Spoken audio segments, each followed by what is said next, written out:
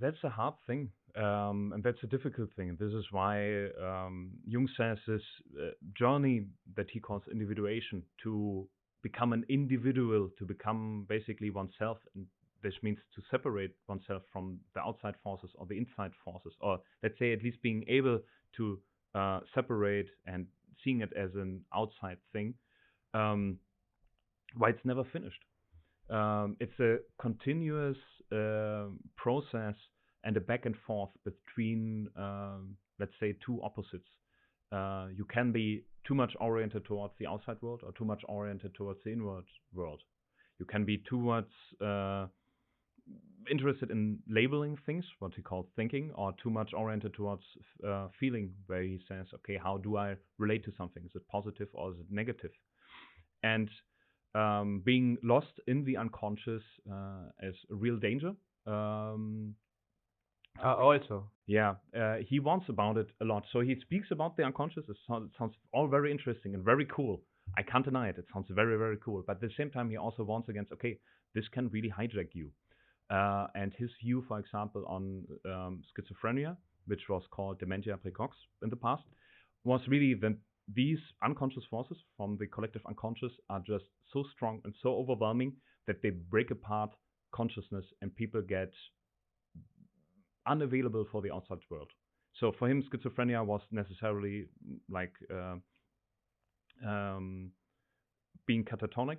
So like no contact with the outside world, completely trapped within oneself.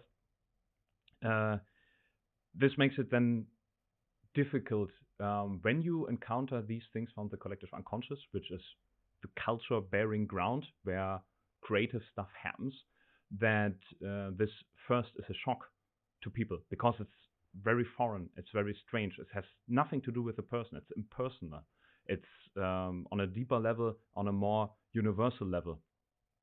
And people who encounter these things are then artists or let's say prophets, as they can see where a culture might be moving towards, because it's the underground that's everywhere and it's also shifting and changing all the time. Like he said, um,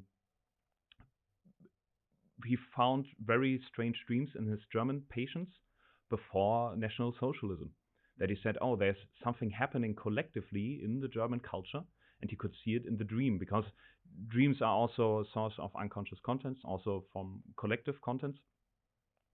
And it's not an easy thing to do something creative, especially when it's, let's say, era defining, zeitgeist defining, and people can get lost. And this is why culture is there. Culture as a way to mitigate and channel these um, collective unconscious experiences and let people experience them in a safe way.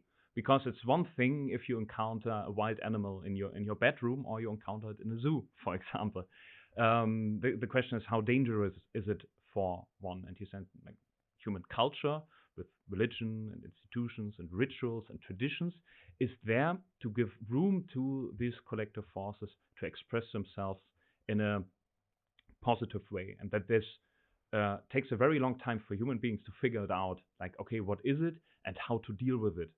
And this is really where he sees culture as a protection for human beings against these unconscious forces that can overwhelm them and basically rip apart their consciousness and then their ability to interact with the outside world.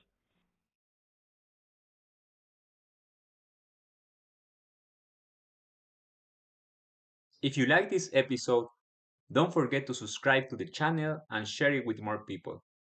This will help the community of the Lar Maestro to continue growing.